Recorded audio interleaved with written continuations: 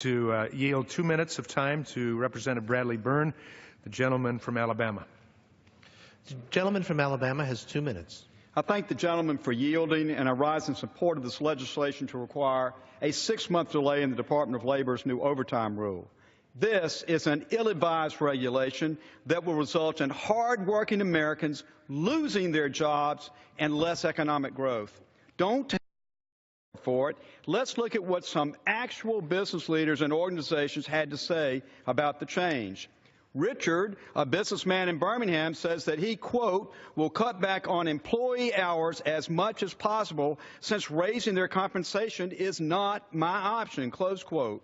Ability Alliance of West Alabama, which provides assistance to more than 600 intellectually disabled individuals, wrote that, quote, the untenable financial pressure resulting from the proposed changes would force us into disastrous service reductions and program closures. Greg from Vine Mine, Alabama, is much more direct. He writes that he, quote, will have to lay people off to meet the overtime demands, close quote. First Heritage Credit, LLC, wrote to the Department of Labor that, quote, increased costs cannot simply be passed on, and the proposed rule will mean fewer branch openings, fewer new hires, and fewer lending options to the communities we serve. Our nation's education institutions will be hit especially hard by the change. A representative from the University of Alabama wrote that, quote, the proposed regulation puts more pressure on the educational system as a whole.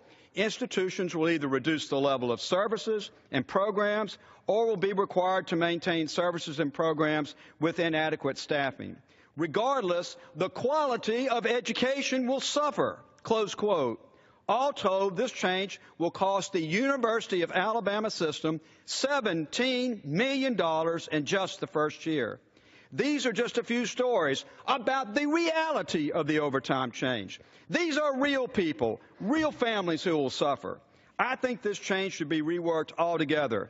But if that is not an option, we should at least delay this rule in order to provide relief to these businesses and organizations. I thank the gentleman, and I yield back the balance of my time. The gentleman yields back the balance.